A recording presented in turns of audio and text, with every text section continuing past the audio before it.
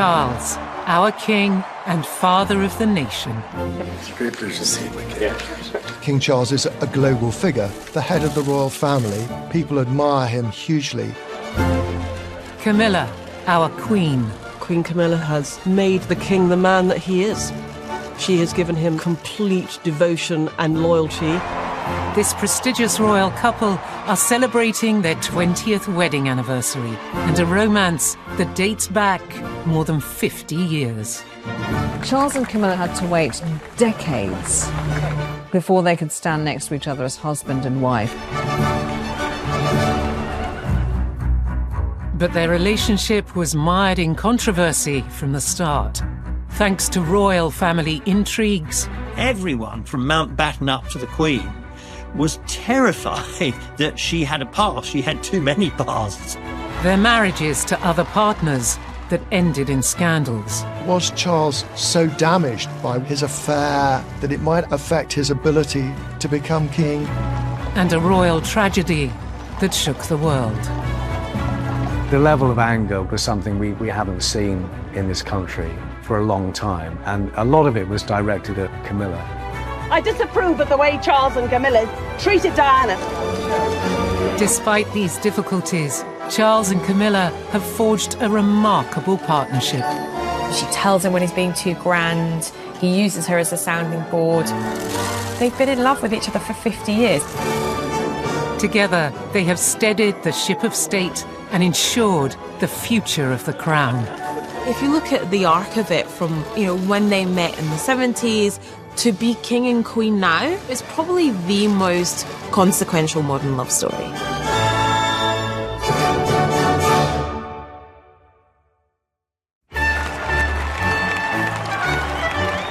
Saturday, the 9th of April, 2005. The day on which our king and queen, the then Prince Charles and Camilla Parker Bowles, celebrated their wedding at St George's Chapel, Windsor Castle. Prince Charles once called Camilla Parker Bowles his non-negotiable companion. He can now face the future with her by his side and call her his wife. I remember the doors almost opening and the sun coming out, and you saw the prince and his bride arm in arm, and she looked so gorgeous, she looked so beautiful, that beautiful dress and jacket. I think most people wanted Charles to be happy, and they could see how happy they were together as a couple. And William and Harry were front and centre there, sending their dad on his way. Despite the jollity, Charles and Camilla's marriage plans were beset with problems in the weeks leading up to the ceremony. We wondered at one stage whether they'd actually get as far as the altar, because they were both divorced, and under Church of England rules, they would not be able to remarry in the Church of England. This, a royal love affair, finally without hindrance. Their long and difficult journey to the altar was about to end. So Charles and Camilla ended up having a civil ceremony in Windsor's Guildhall, and then they had a blessing in St George's Chapel in Windsor. Around 7 million viewers tuned in, while the streets of Windsor were lined with well-wishers. I've been summoned by my mum to get a photograph of Charles and Camilla. Every time there's a royal occasion, we always get together and come out and enjoy the day and the atmosphere. Who could not think this is a happy ending? I mean, it was just lovely. It was the prince marrying, the love of his life.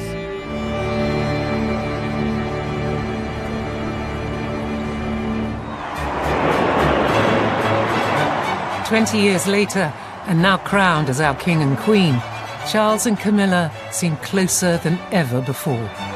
This is a long-standing companionship, a friendship, a love story that has been going on for decades, to be honest. And I think that's what really has commanded the respect of the great British public. Without doubt, Camilla has been the making of Charles. He's more relaxed. He seems to be enjoying it. In fact, I think he very much likes being king. I hope they give him a very stiff drink at the end. And I'm not sure how much he would have liked it had he had to do all these rigorous duties alone. Good afternoon. Good afternoon to you. The King and Queen are now celebrated for their tireless work, improving the lives of others. But in the decades before their marriage, the prospect of Charles sharing his life with Camilla, let alone his reign, seemed unthinkable. It would not have been thought possible that one day Camilla, in a crown, would have been alongside Charles on that famous Buckingham Palace balcony. And yet here she was, Her Majesty, Mrs. Parker Bowles, the Queen. You know, all those things must have crowded through many people's minds, not least her own. To understand why Charles and Camilla took more than 30 years to marry and find happiness together means looking back to the very beginning of where they came from.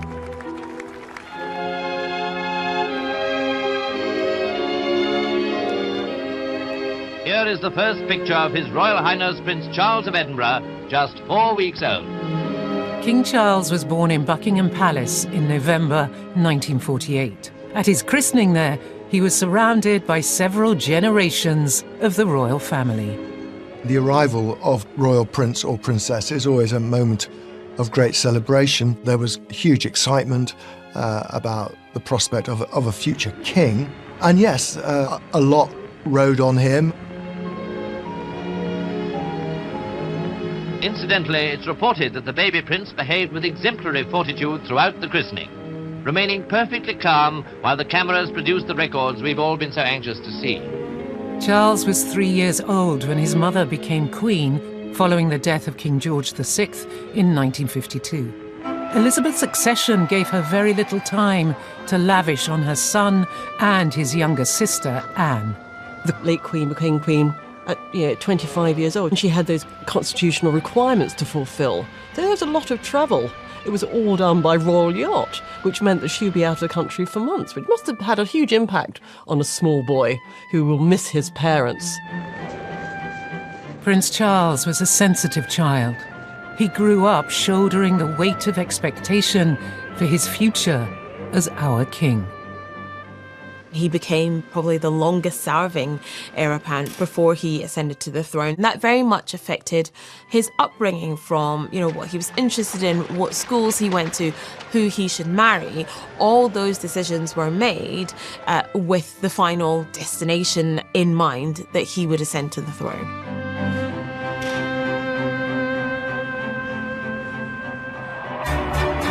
In 1969, Charles turned 21. A few months after his investiture as the Prince of Wales. I, Charles, Prince of Wales, do become your liege man of life and limb. Charles was already viewed as one of the world's most eligible bachelors. And as the 60s moved into the 70s, he had a growing reputation as a ladies' man. There was still huge interest whenever he was seen with a girl. Are we looking at the future Queen of England? That sort of conversation began almost from the moment Charles passed his 18th birthday. Prince Charles found himself with many beautiful women on his arm, but he was only too conscious of the criteria they would have to meet, as he noted in this revealing BBC interview in 1969. In my position, you're going to marry somebody who perhaps one day is going to become queen. And you've got to choose somebody very carefully, I think. I don't think Charles wanted to settle down necessarily. He still wanted to see the world, to have a life before getting married.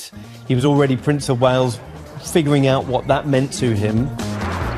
Soon, the dashing royal prince would meet Camilla Shand, an exhilarating girlfriend with a highly sociable past, who would turn out to be the love of his life. But the royal establishment were determined to kill off their relationship. The rest of the royal family sat down and said to Charles, well, Camilla's fabulous, she's an excellent sport, but ask yourself, is she wifey material? And the answer to that is a solid no.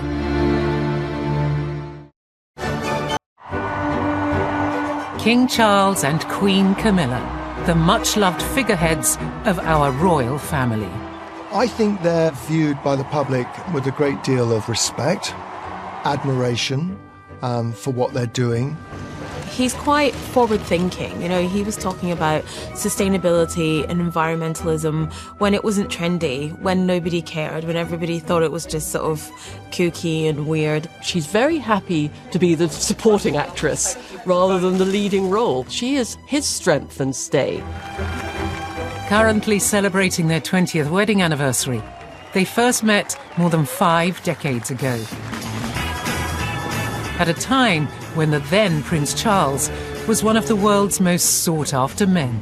He was sort of the Brad Pitt of his generation. He was charming, he was good-looking, he was a naval officer. I mean, what's not to love there?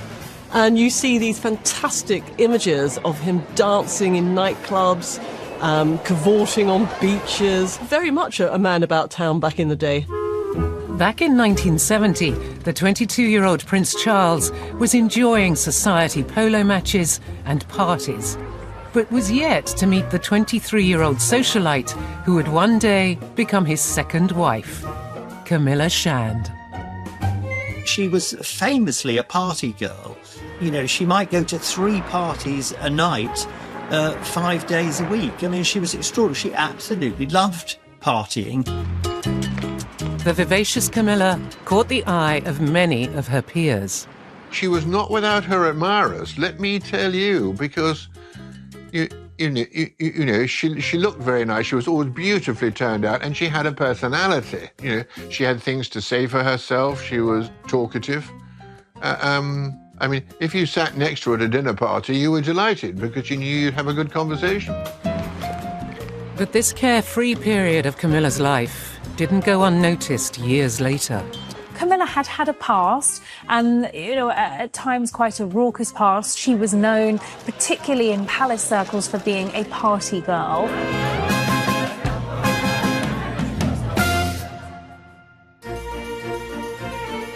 The reputation of Queen Camilla's family goes back decades.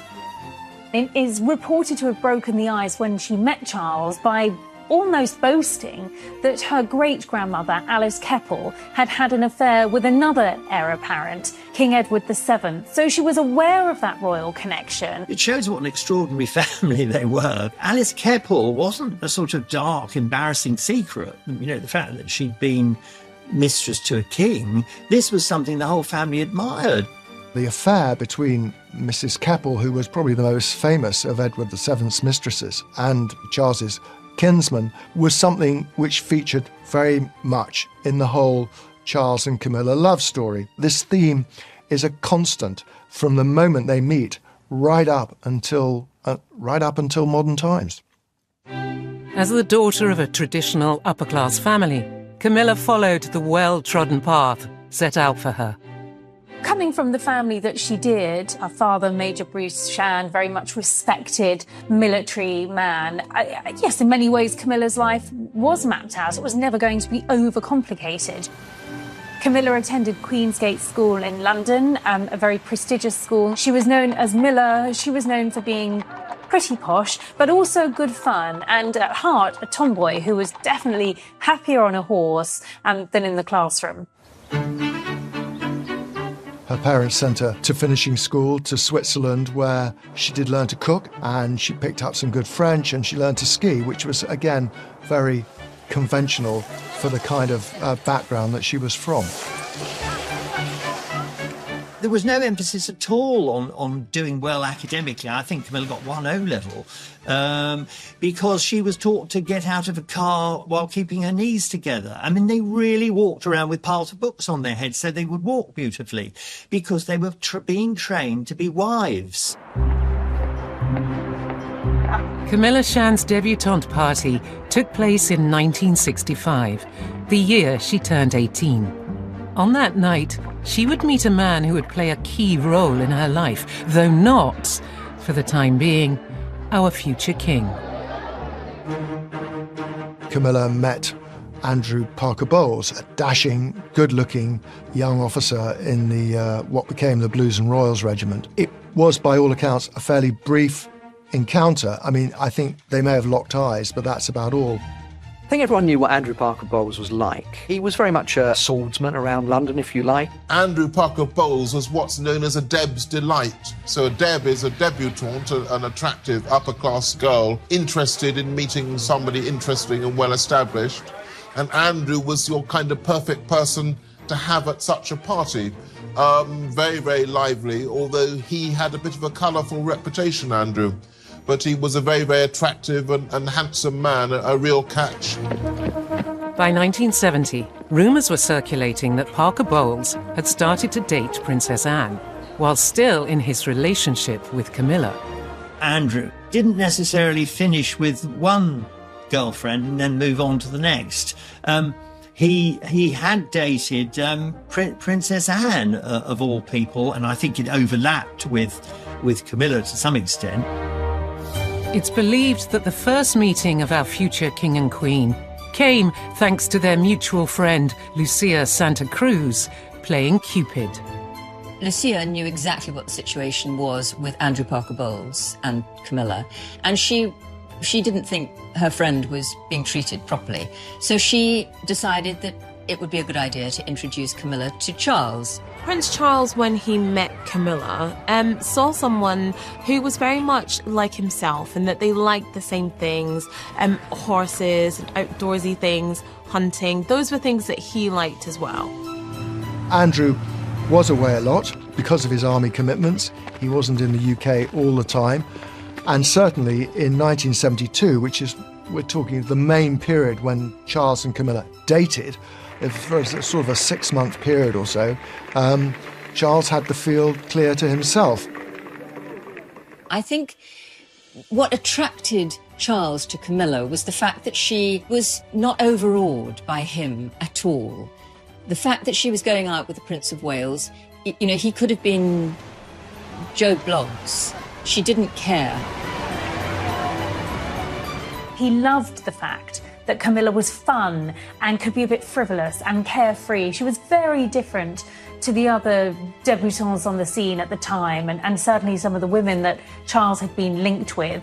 And she was something of a breath of fresh air. But senior royals are reported to have had our future king and queen's romance under scrutiny. The problem with choosing a royal bride, certainly in a bygone age, was that it wasn't necessarily the choice of the man who would be marrying the woman. It was the institution at large was playing a huge part within it. Among the royal spectators was Charles's great-uncle and mentor, Lord Louis Mountbatten. He believed the ideal bride should be of noble birth, if not actually royal.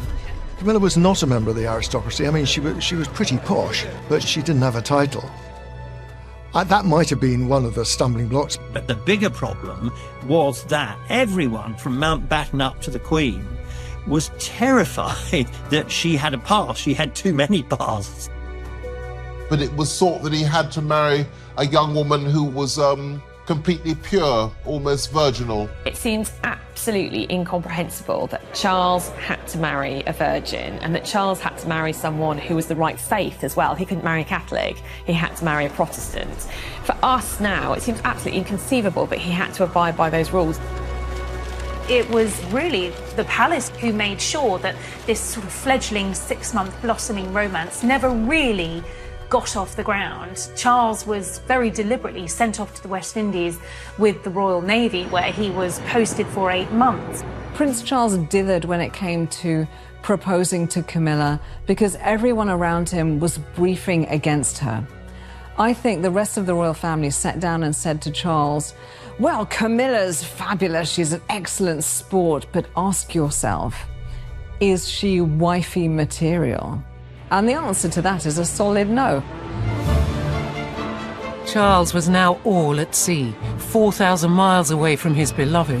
Very soon, he would receive a letter that would turn his world upside down. He was absolutely devastated, heartbroken.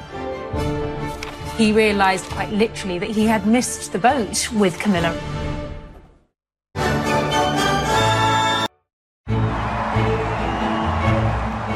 Charles and Camilla, our beloved king and queen, have been married for 20 years.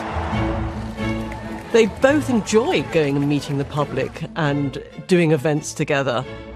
In receptions, they will sort of separate, and the king will do one side of the room and the queen will do the other. But they always come together at the end, and it's really joyful.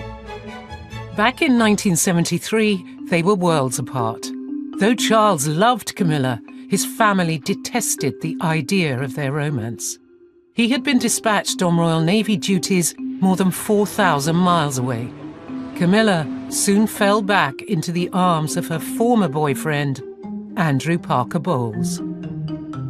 Camilla's father, apparently, Bruce Shand, said to Andrew, "Come on, you've got to make an honest woman of her or not." And so Andrew Parker Bowles proposed to Camilla.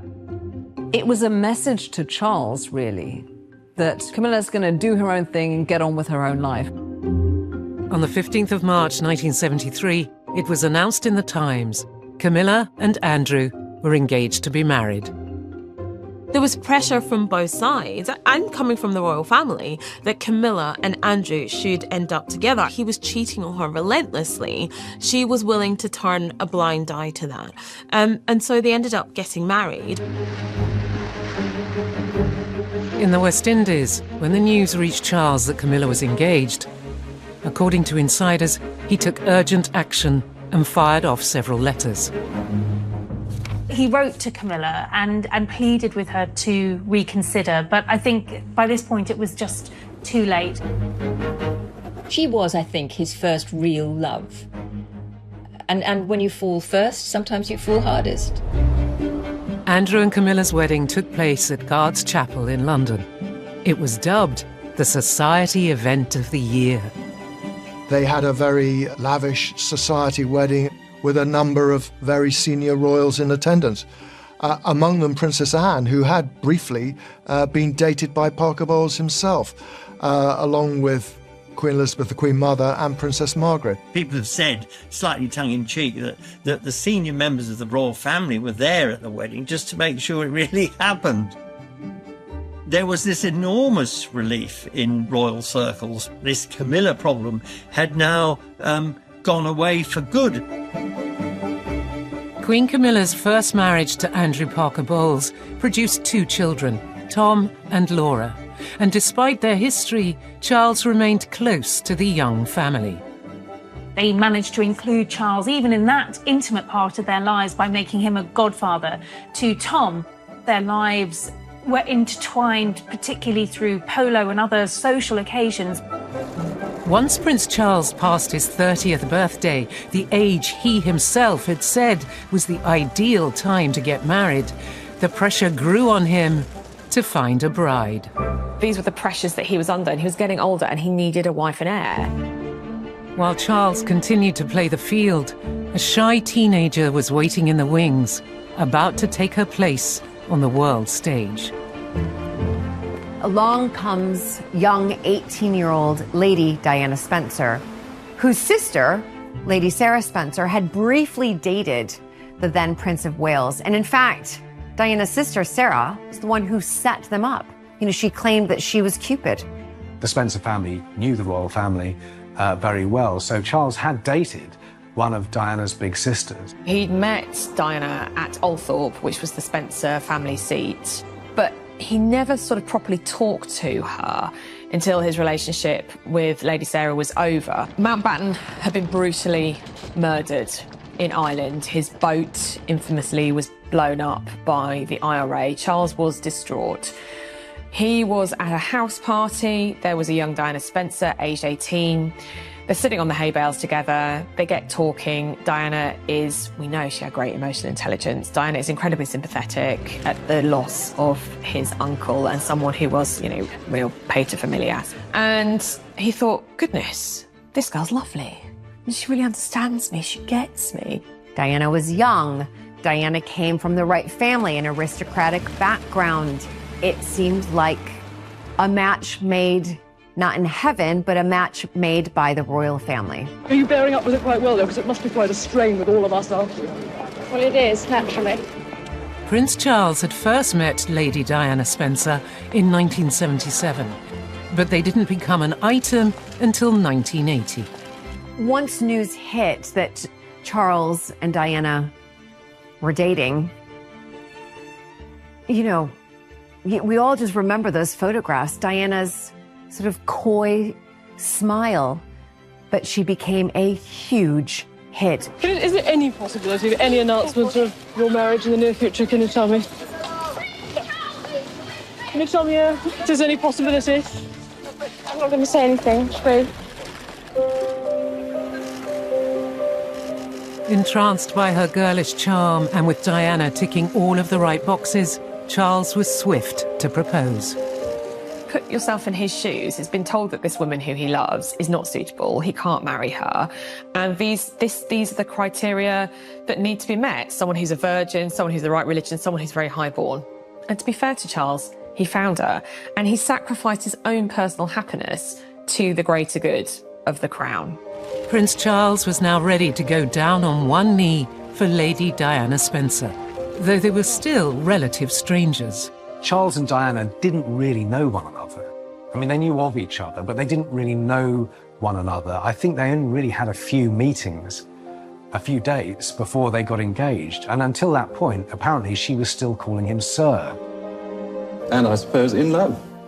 Of course. Whatever in love means. We've seen the infamous engagement interview talking about whatever love is, and everybody could see that here was two people who are not particularly well matched. And yet, when you look at Charles and Camilla in today's world, they are fantastically well suited. The public took Diana to their hearts, and wedding fever swept the land. The world absolutely bought into this fairy tale of the prince and the princess, Charles and Diana. It's what we wanted. We wanted that storybook ending. But Camilla's presence loomed large. There are a lot of rumours about, you know, how much Charles and Camilla were an item, unofficial item, in the late 70s, early 80s. I don't know, I wasn't there. Camilla was appointed to be Diana's chaperone for a lot of that period up to the wedding, which, you know, now you look back on it, that's odd. Prior to the wedding to Charles, had Diana known how close her fiancé had truly been with Camilla? Were there warning signs? Shortly before his wedding, Charles wanted to thank a number of women who'd been very kind to him over the years of his bachelorhood, and Camilla was one of them. Diana found this bracelet that Charles had specially made for Camilla. It had the initials GF on it, and she immediately realized that this was for Camilla. Diana had already learned the significance of the nicknames used by Charles and Camilla. When Prince Charles was growing up, very, very popular show on the radio was The Goon Show. There were two characters in it called Gladys and Fred, who were like lovers. And these were the nicknames from very, very early on that Charles and Camilla gave each other.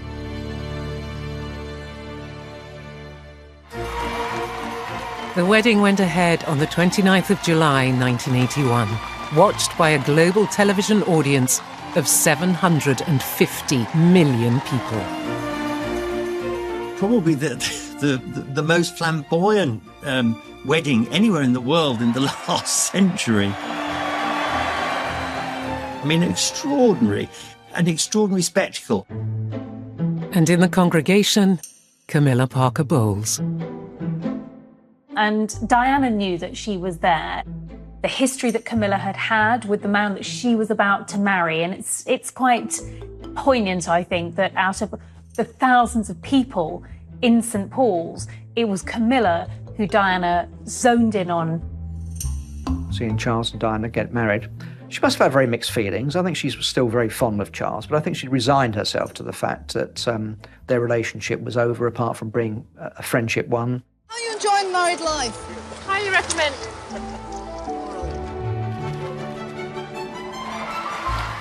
And there was further delight when, within a year of the wedding, Diana produced an heir, Prince William. The royal family had never experienced this type of attention or popularity from anyone The press became obsessed with Diana and this relationship. In the spring of 1983, the couple embarked on their first overseas tour. Diana took Australia by storm, while Charles was pushed into the background. The cracks were certainly showing way before the tour of Australia, where Charles was looking at Diana and seeing that she was adored by the public, both at home and abroad, and she was becoming an absolute superstar. I haven't yet worked out a method of splitting my wife in half. And that moment in Australia, that's been well documented, where he really thought the attention and the spotlight should have been on him, and yet his bride and his wife was taking the limelight. But really, it would have been far easier to have had two wives, to have covered both sides of the street. And I could have walked down the middle, directing the operation. Their royal tours were a huge success, but their relationship was in trouble. I mean, look, acres of print and newsreels have been talked about what went wrong in Charles and Diana's marriage. But I think the bottom line is that they were just absolutely chronically unsuited. Charles did love her, and there was attraction in the early days, and he did try to make it work. How long he tried to make it work is up for question, certainly, you know, when you read Diana's book. However, Camilla was always somewhere in the background, so, you know, wasn't given a chance to work. She hoped that the birth of Harry would bring them closer, and it didn't. Diana naively believed that as a result of the marriage, you know, the mistress would fade away and we'd all live happily ever after. But of course, that never happened. You know, and contrary to what a lot of people have said, a lot of commentators have said, Camilla didn't go away. It wasn't only the Waleses' relationship that was in trouble. Camilla's marriage to Andrew Parker Bowles was also under strain. So Camilla had been swept off her feet by Andrew, the dashing Andrew Parker Bowles. They get married and they set up home in Wiltshire. But Andrew had his flat in London and was very quickly back to his London life. And his London life included sweeping other women off their feet. So Camilla was very, very lonely. She was at home. She was effectively a single mum looking after her kids. And quite quickly, it became apparent that she would have to share her husband with a number of other women. At the same time, she still had very strong feelings for Charles, and they were still continuing their friendship, and the feelings were still very much there. By the end of the 1980s, the Wales' relationship was in serious trouble.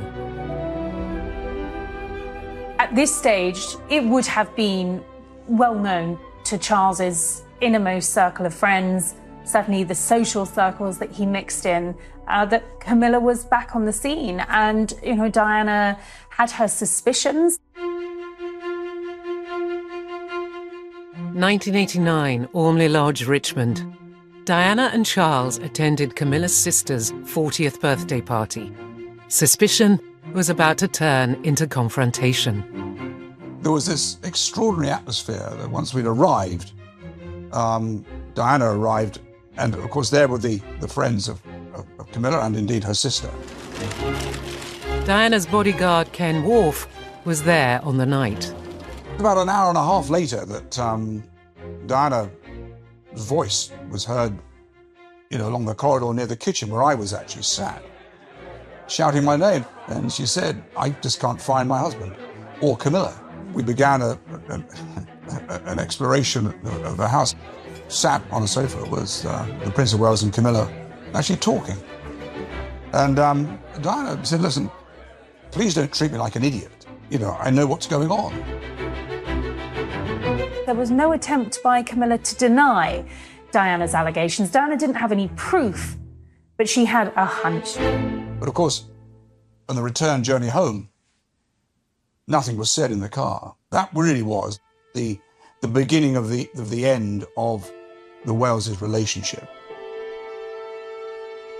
Rumours now circulated that Charles and Camilla were romantically involved, leaving Diana devastated. We start to see Diana suffering a little bit with unhappiness, and they weren't seen together that often unless they had to. In June 1992, Andrew Morton's book laid bare the secrets of this unhappy royal marriage. The book, serialised in the Sunday Times today, claims it was the prince's indifference to his wife that caused her chronic depression and 5 separate suicide attempts. With the couple's private unhappiness now public knowledge, the end of their marriage looked closer than ever before. So the Queen at that point stepped in and said, right, that's it. You've got to separate. But it would be Camilla who would bear the brunt of a nation's disgust. Camilla was reviled by the press and the public, but the 90s were not a good time for her.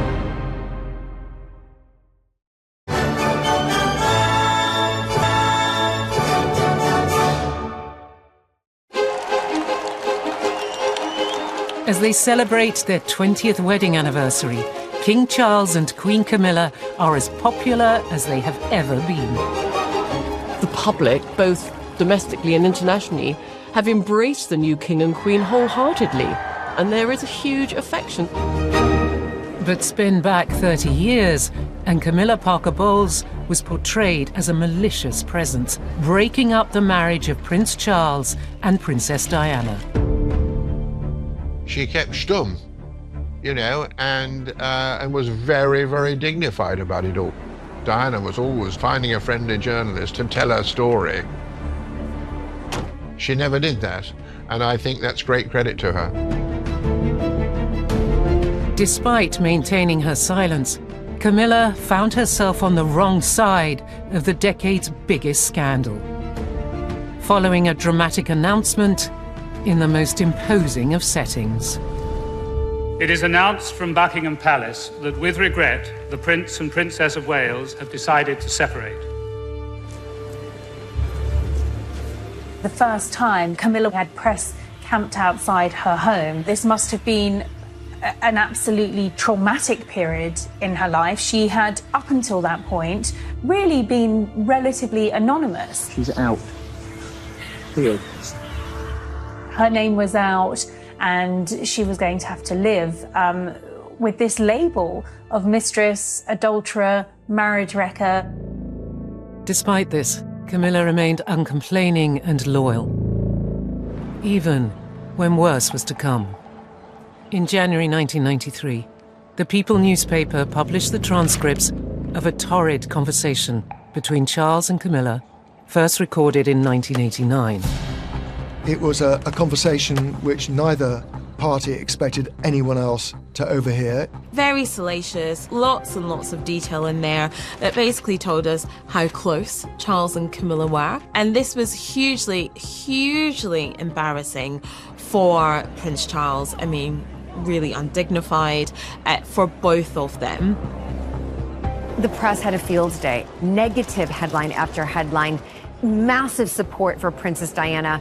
Almost a hate campaign towards Camilla. Charles was not that popular anyway, but his popularity just plummeted. It was clear that Camilla was far more than a friend. And in June 1994, Charles agreed to an interview with the respected broadcaster, Jonathan Dimbleby. Did you try to be faithful and honourable to your wife when you took on the vow of marriage? Yes, absolutely. And you were? Yes. Until it became irretrievably broken down. When Charles admitted to adultery, I think that is perhaps the most scandalous moment in modern royal history, because here was a future king admitting that he had cheated on his wife. I mean, people really did begin to discuss whether he was fit to be king. Camilla found herself thrust into the spotlight as the other woman. Some might have even said Camilla's now the most hated woman on the planet. There were people on the streets wagging their fingers at her and saying, you know, you have wrecked the royal family. In November 1995, 17 months after Charles's TV interview, Diana agreed to speak to the BBC. It caused a sensation. The Queen is said to be furious. Charles stunned by Diana's decision to give a secret interview to the BBC's Panorama programme.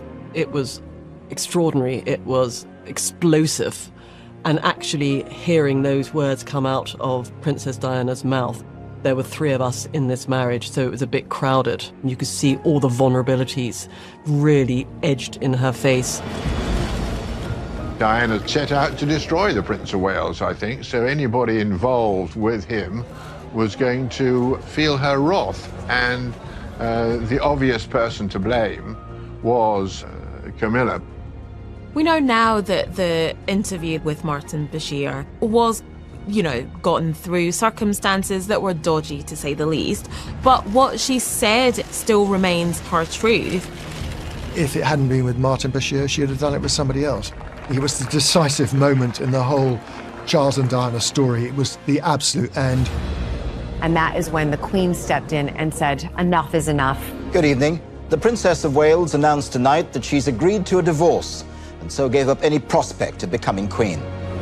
Charles and Diana's divorce was finalised in August 1996. Camilla too had been granted divorce. But no one could have predicted the unimaginable tragedy that was to follow. The Press Association announced with a news flash at 4:41, that's just a few minutes ago, that Diana, Princess of Wales, has died. After Princess Diana died in 1997, a lot of people blamed Prince Charles and Camilla for her death indirectly, implying that if she hadn't been treated in the way she had, she would have been better protected. She wouldn't have been hounded by the press in the way that she was.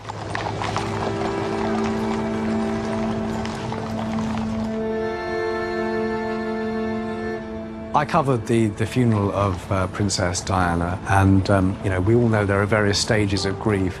Anger is definitely part of that, but the level of anger was something we haven't seen in this country for a long time. I disapprove of the way Charles and Camilla treated Diana.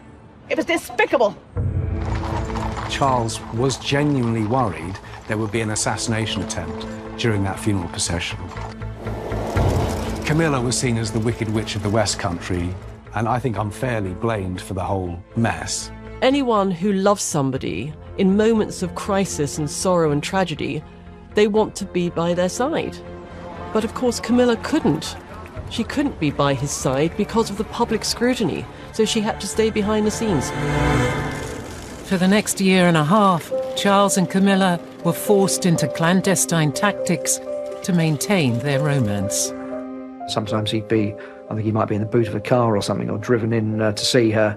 It was all very hush-hush, and I think eventually the strain told on both of them, and they thought it'd be better to come clean. Camilla was an absolute non-negotiable in Charles's life. He was adamant that she was here to stay, that they had been through so much together, and she was going to be his queen consort. Public opinion of Camilla needed major nurturing, so Charles tasked his deputy private secretary, Mark Boland, to create some positive PR in what he dubbed Operation PB. He embarked on a very skillful and a very long project to introduce the public to Mrs. Parker Bowles and try and make people see this woman as for what she was, a very decent, kind, humble person who had actually been an incredible support to Charles. Operation PB culminated in January 1999, with the world's press gathered outside the Ritz Hotel in London. It was briefed beforehand that there was a possibility that the prince would walk down the steps of the Ritz with Camilla.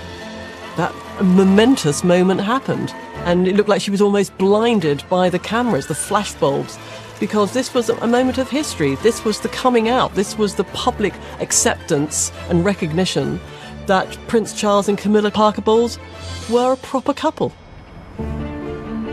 Another key moment followed in 2000, when Charles hosted an event at his Highgrove home with an exclusive guest list. Charles threw a big 60th birthday party for the exiled King of Greece, King Constantine. This was a private party, it wasn't publicised, but word eventually leaked out that Camilla was there by Charles's side and the Queen went. And it was a really important show of approval. For Charles and Camilla, it is a milestone.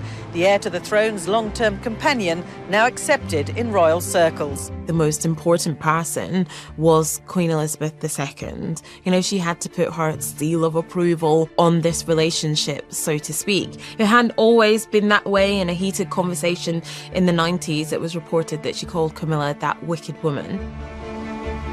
Cordial. I believe that was the description at the time, that it was perfectly cordial. Both smiled, Camilla curtsied, did it very gracefully, and the Queen gave her a very generous smile. With their reputations on the rise, in February 2005, it was announced to the world Charles and Camilla were engaged. How are you feeling, ma'am? Right. Just all right? I'm just coming down to earth. Did you get down on one knee to propose? It happened at Birk Hall, which was the Queen Mother's favourite refuge on the Balmoral estate in Scotland, and it was accompanied by one of the Queen Mother's rings. I just remember there was a reception at Buckingham Palace afterwards, and she was beaming from ear to ear. She looked so happy. It was absolutely tangible how happy she was. After 3 decades of controversial love, Charles and Camilla could finally be wed on the 9th of April 2005, with thousands of well-wishers in Windsor cheering them on their way. The eyes of the world were on the couple that day. While Camilla was now an accepted member of the royal family, some uncertainty remained over her likely public reception. Camilla arrived not knowing whether people were going to be standing there throwing rotten eggs at her. And she was terrified. I was there that day, thousands of people there who were just cheering for them, who were so happy for them. It was a really great day. A civil ceremony was followed by a blessing at St. George's Chapel, which was broadcast to a TV audience of 7 million. After almost 35 years, Camilla had finally married her prince. To Charles and Camilla, our future king and queen, may God bless you both. I remember thinking, this is momentous. A divorced future king marrying a divorcee, something that I don't think anyone really ever expected to happen. I think people thought, well, these people have been in love perhaps for 35 years. Do they not deserve a bit of happiness?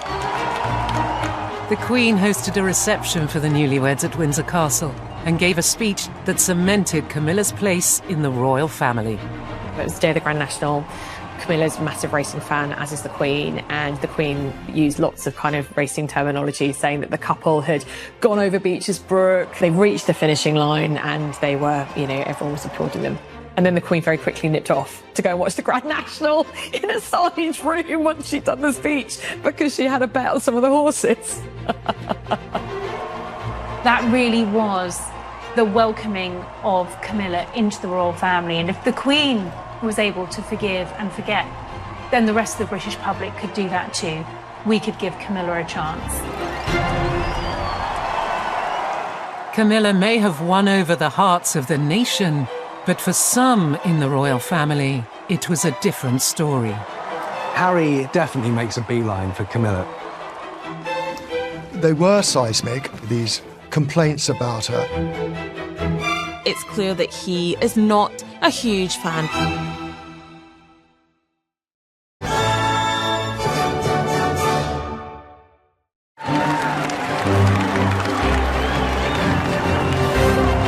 By 2005, Charles and Camilla had put decades of tragedies, intrigues and controversy behind them when they tied the knot. It was a moment of transition on people's perception of her. And I think, like the Queen and everybody around them, it was a sense, well, good luck to them. Their wedding signalled the monarchy moving away from the arcane views which had blocked their relationship in the 1970s. I think in many ways, Charles and Camilla, because of their blended family, it makes them more representative of 21st century Britain than Charles's marriage to a young aristocrat who, you know, was a virgin. And, you know, that is from another life. They've got step-grandchildren and stepchildren. Divorce is not, you know, a murder anymore. It's something that many, many people go through. Camilla had now become stepmother to Princes William and Harry. Given the tumultuous past, it was never going to be a straightforward transition. They wanted their father to be happy. They could see that Camilla did make him happy, but they were still obviously hugely loyal to their mother and her legacy. We now know that William and Harry asked their father not to marry Camilla. They were quite happy for him to continue to see her, but they saw no need for her to become part of their family. Camilla's relationship with the princes took a while to develop. But the family dynamic progressed when William married Kate Middleton. She and Kate visibly get on. You can see that whenever they see each other. There's a warmth there between the two women. And Kate, in turn, has improved the relationship between both William and his father and William and his stepmother. However, when Prince Harry met Meghan Markle in 2016 and proposed after a whirlwind romance, Charles and Camilla had very little time to adapt. They were superstars, and their ability to connect with young people right around the world was fantastic for the royal family, but also inevitably would mean overshadowing Charles and his wife. I think Camilla did welcome Meghan into the royal family because she was an outsider. She knew what it was like to be, you know, looking from the outside in. And this is a very difficult family to get along with and to work for at the best of times. And Meghan would have needed all the help she could have got. I know for a fact that the royal family were absolutely thrilled to bits for Meghan and Harry and their relationship. I was there on the day of the wedding, and it was just lovely. The goodwill for that couple, it was absolutely genuine. However, the couple soon stepped back as working royals and settled in California. In 2023, Prince Harry launched the first of several astonishing attacks on his stepmother. Prince Harry, in his memoir Spare, talked about her kind of as this evil stepmother figure. And it's clear that he is not a huge fan of Camilla. Harry's most searing accusation was that Camilla was leaking stories about him and Prince William for her own gain. She began to play the long game, a campaign aimed at marriage and eventually the crown, with Pa's blessing, we presumed. Stories began to appear everywhere, in all the papers, about her private conversation with Willie. Stories that contained pinpoint accurate details, none of which had come from Willie, of course. They could only have been leaked by the one other person present. Harry definitely makes a beeline for Camilla, saying that the PR campaign is a lot more calculated than anybody else realises. They were seismic, these complaints about her. Harry reiterated his criticisms in a headline-making TV interview. There's no part of any of the things that I've said are scathing towards any member of my family, especially not my stepmother. No institution is immune to accountability or taking responsibility. So you can't be immune to criticisms either. Charles will always defend Camilla. It must have hurt him having to defend her from his own son. Camilla has never spoken publicly about these accusations, and it later transpired her former aide was responsible for the leak. Camilla has really adopted the royal family mantra of keep calm, carry on, never complain, never explain. Perhaps it's water off a duck's back. Remember, she probably has had to endure years of things that people have said about her. The criticism from Harry followed a period of family sadness after the deaths of Prince Philip and Queen Elizabeth in quick succession. Being in the royal family gives you no quarter at the most tragic of moments, a death, and in Charles's case, losing both his mother and father within 18 months of each other. He sort of moved into all the roles that were expected of him. But the one role that we might have all expected he couldn't be, which was a grieving son. She set an example of selfless duty, which, with God's help and your counsels, I am resolved faithfully to follow. As the nation mourned the death of the Queen, Camilla comforted her husband. After the late Queen's passing, Camilla really did support Charles. Of course, she was by his side in the key moments, the preparation for his speech to the nation in the aftermath of his mother's death. If you watch footage of the end of the Queen's funeral, it's very hard on Charles. You can see how tired he is, and you can see Camilla really being very strong, standing there. She's the only person that Charles really has. It was one of the Queen's last wishes that Camilla be known by a new title. She wanted to step in to clarify Camilla's role because she knew that everybody else, including all of the British media and the rest of the royal family, would be asking themselves, oh my God, what do we call Camilla? Queen, girlfriend, consort, mistress? You can't do that. So the Queen said, I know what we'll do. She'll be Queen Consort, and you'll be happy with that. For Her Late Majesty, the Queen, to actually intervene and put out a statement to say that it is her wish that Camilla be known as Queen Consort when the time comes is huge. It was a PR masterstroke. At a stroke, that neutered any potential opposition because Queen Elizabeth was so loved. It was no surprise to me that on the coronation invitations, it says King Charles and Queen Camilla. And when the stress of his mother's death and his new responsibilities got too much for Charles, she was a soothing influence. I think sometimes, like all of us, it's the little things that get to you, and clearly the leaking pen when he was trying to sign the documents irritated him. But you can imagine the amount of stress and sorrow.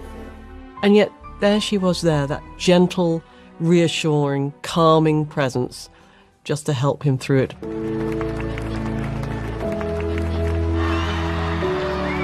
The coronation marked the start of a new era for this old institution and a new chapter in an enduring love story. Well, for the king, it must have been a moment of destiny. I think for Queen Camilla, there she was, at one stage vilified by the public, and at the end there she was with her crown on her head next to the king on the balcony. But 9 months after the triumphant coronation came a bombshell, a shocking diagnosis for the king. To have to deal with cancer at any level is devastating. The King leaving hospital a week ago after 3 nights at the London clinic. With the King forced to rest, the Queen faced a new pressure. Camilla pretty much had to take on the duties of the entire royal family.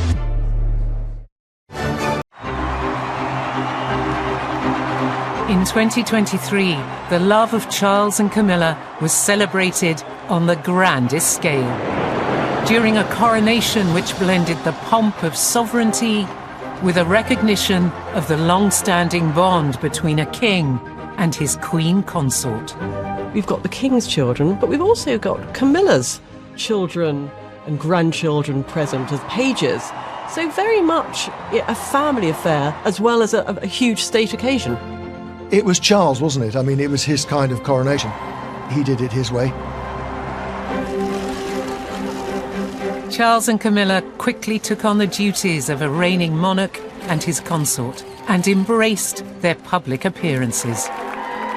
Crowds turned out for them and loved greeting them, loved seeing them. I think the country and the Commonwealth think Charles and Camilla are the right people for the right time. But 9 months on from the coronation, a routine treatment for an enlarged prostate revealed something far more sinister. Buckingham Palace has just announced that King Charles has been diagnosed with cancer. Everyone was quite shocked, given also the proximity to the coronation and him actually becoming king, because, there he was realising his destiny after all these years, and then he's got this to deal with as well. Despite this heartbreaking setback, Queen Camilla was determined not to cancel imminent engagements. And just 72 hours after the announcement, she attended a charity concert in Salisbury. She was in great spirits. She knew that she was going to be asked about the king. Could have been quite an emotional moment, but she was right on point. Well, he's doing extremely well under the circumstances, and he's very touched by all the letters and messages. To have to deal with cancer at any level is devastating, whether you're a member of the public or whether you're the monarch. I just think it must have brought them closer together. With the king forced to rest, the once reclusive Camilla was now thrust into the limelight more than ever.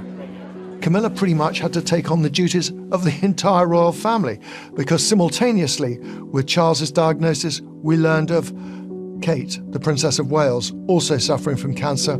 She was carrying the royal family. Back in 1996 or 97, we would never have imagined a time when you would have had Queen Camilla being the principal member of the royal family out there doing the charity work, engaging with the community groups out there on the global stage representing the royal family. It was truly extraordinary to see. You must all be incredibly proud of yourself. She wasn't born for this role. She didn't ever expect this role. And yet here she was in her 70s having to undertake it. In October 2024, with the king deemed well enough to travel, he and Queen Camilla visited Samoa. He and the Queen were absolutely treated almost like rock stars. It was like a Beyoncé concert when they were doing the walkabouts. I mean, absolutely amazing. Amidst the celebratory fanfares surrounding the royal tour, there was a frank reflection from the king on his own mortality. I shall always remain devoted to this part of the world, and hope that I survive long enough to come back again and see you all. Charles is nothing but a realist and tends to speak plainly when he's asked something, and quite a significant remark to make that he hopes to be spared or to live long enough and therefore recover from his cancer in order to make another visit to Samoa in the future. And we know that at the moment he's still receiving treatment weekly for his cancer, but he is planning more of a full diary this year. We're definitely seeing him more out and about on engagements. While the king may incur occasional interruptions to his schedule, the nation hopes his ongoing cancer treatment will result in a successful outcome as he continues to reshape the monarchy. He's always talked in the past about his convening powers. Well, he has convening powers as a king. People admire him hugely. They listen to him. He has to appeal to all elements of the population, and I think he's very good at that. King Charles III is trying to lead a more progressive monarchy that perhaps represents more of the United Kingdom and the countries of the Commonwealth. He has embraced different communities. We've seen him with different religious leaders, and he's tried to engage more with young people. He champions the environment, he champions heritage, buildings, architecture. I think he'll want to support the Commonwealth, and he will want to leave the monarchy in a fantastic shape for his son when he becomes king. And if anyone can help him achieve these ambitions, it's his most loyal supporter. Queen Camilla is his strength the way that Prince Philip was for Queen Elizabeth II. She's going to continue to be the making of King Charles III. I think Camilla is the tonic for him. She is the person that gives him the energy and the passion to go forward and fulfill his destiny. I can't see anyone better than Queen Camilla to support the king going forward. her transformation is complete from mistress to queen. But this is never what Camilla set out to do. Camilla never wanted to be queen. That was never her intention.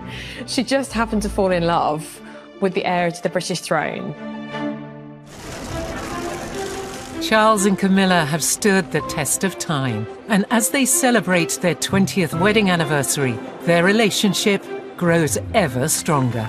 The King and Queen absolutely have a long and happy and long-lasting marriage. It's blatantly clear for anyone to see them in action. Charles and Camilla is the triumph of love over circumstance. The relationship has flourished against all odds. Nobody wanted them to be together.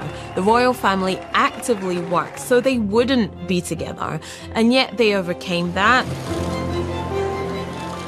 They had all the slings and arrows of misfortune hurling down on them, and yet they powered through and they've survived. And they've entered this period in their lives where they're happy, they're content, they're respected. And I think that means an awful lot, and I think they'd be very grateful for that. It's a love story for the 21st century. It's absolutely glorious.